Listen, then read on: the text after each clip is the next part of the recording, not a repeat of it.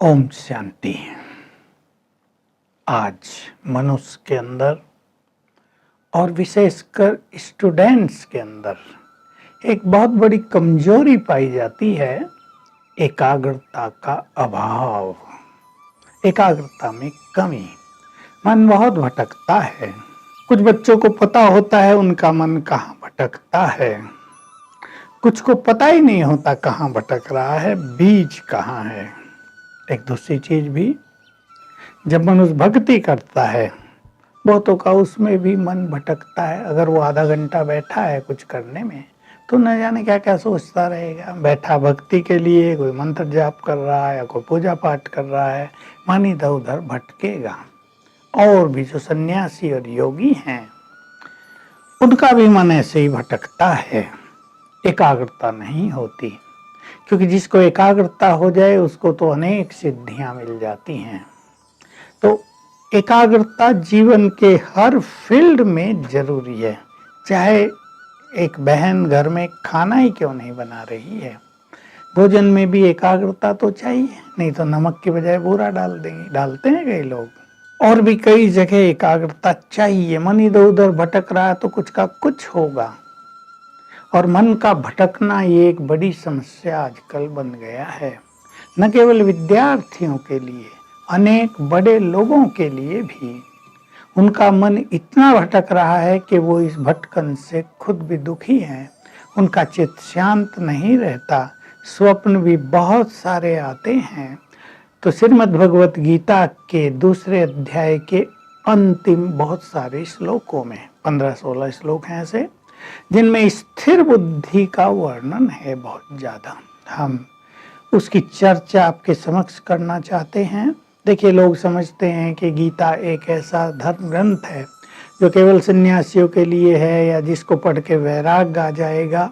ये भी होता है, परंतु इसको जानने से स्थिर बुद्धि भी हो जाएंगे। स्थित प्रज्ञ कहते हैं उसको, स्थिर प्रज्ञा माना बुद्धि। तो चाहे साधना के मार्ग में मनुष्य हो, चाहे स्टडी के फील्ड में हो। देखो, जो स्टडी भी कर रहे हैं बच्चे, पीएचडी कर रहे हैं, एमफिल करते हैं या एमबीए करते हैं, उनको कितना एकाग्र होने की जरूरत होती है। लेकिन मन यदि भटकता रहता है तो एकाग्रता हो नहीं पाती, और उस कारण फिर ब्रेन पर प्रेशर बहुत पड़ता है।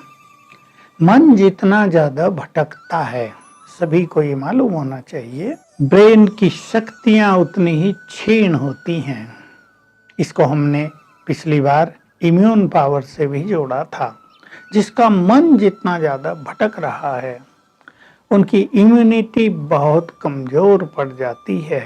लेकिन जो एकाग्र होते हैं, जिनका मन ज्यादा नहीं भटकता, भटकने में भी कई लेवल हैं, थोड़ा भटके, कभी कभी भटके, कभी ज्यादा भटक जाए, और किसी का भटक ही रहा हो, एकाग्रता होती न हो, तो ब्रेन की अनेक शक्तियां डैमेज होने लगती हैं।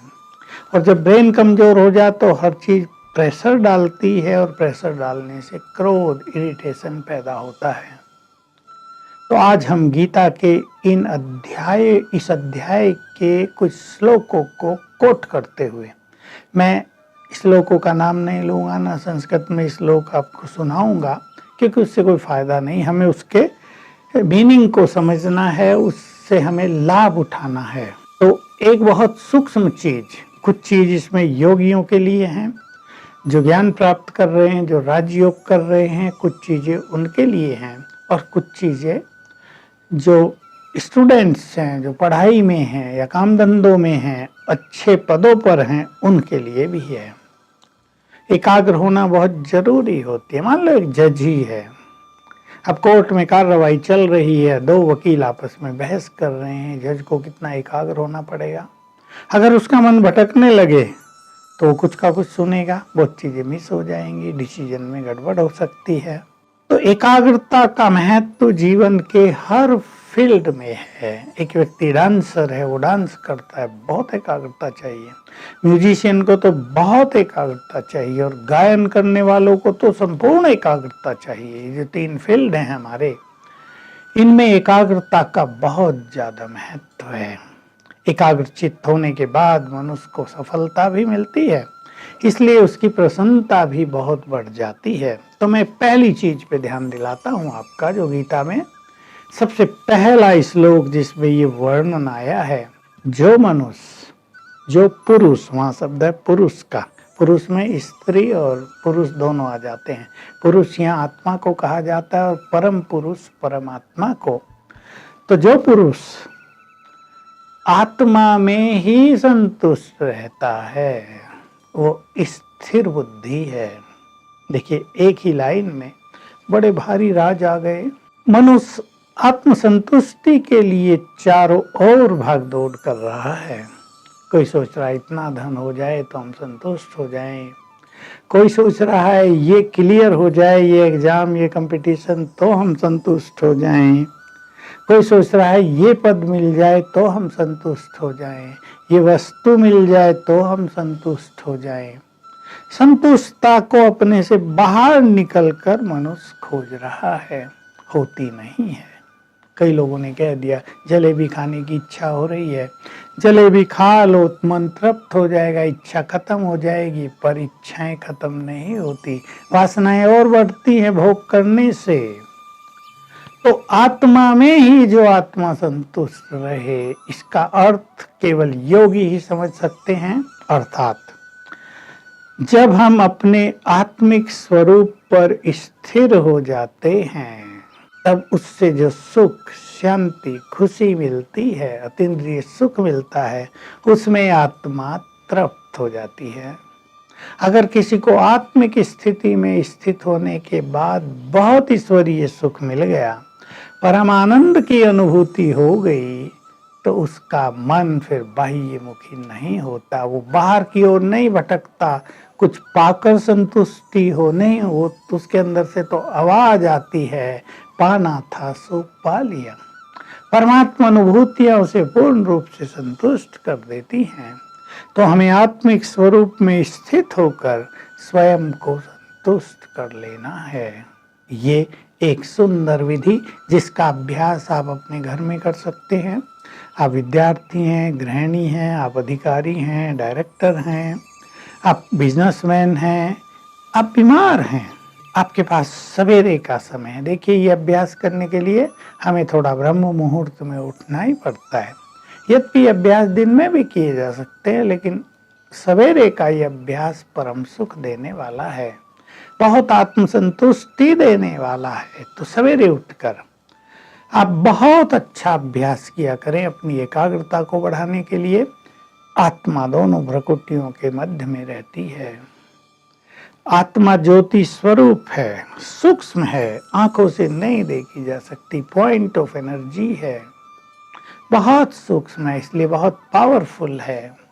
आत्मा से एनर्जी चारों ओर फैलती रहती है। तो हम ऐसा एक विजन बनाएं, मैं आत्मा यहाँ अंदर हूँ और मुझसे रंग बिरंगी किरणें चारों ओर फैल रही हैं। मैं सूक्ष्म हूँ, अपने को देखें अंदर। एक तो संकल्प कर दें, मैं पीसफुल हूँ, प्योर हूँ, शक्तिशाली हूँ। हम आपको ये बातें रोज बता रहे हैं क्योंकि ये बातें रोज सुनने सुनाने की हैं। ये नहीं एक बार जान लेने से हम कर लेंगे, हो गया। नो, ये स्पिरिचुअल चीजें बार बार सुनने और सुनाने की हैं, तभी इसमें रस बना रहता है, तभी अभ्यास में मदद मिलती है। तो आप सवेरे उठ करिए, आत्मिक स्वरूप में स्थित होने का बहुत अच्छा अभ्यास किया करें, कई बार किया करें, कम से कम 7 बार, और अच्छे अनुभवों के लिए 21 बार। तो आप देखेंगे आपका मन कैसा शांत और संतुष्ट होता है। आपकी जो संतुष्ट होने के लिए बाहर की चीजों की इच्छाएं थी वो कैसे शांत होती हैं, और इस अभ्यास से मन शांत होने लगता है, उसका भटकना बंद होने लगता है, एकाग्रता बढ़ जाती है। सभी स्टूडेंट या और सब लोग अगर सवेरे उठकर 10 मिनट इस अभ्यास में दे देंगे तो मन की एकाग्रता बहुत ज़्यादा बढ़ जाएगी। ओम शांति।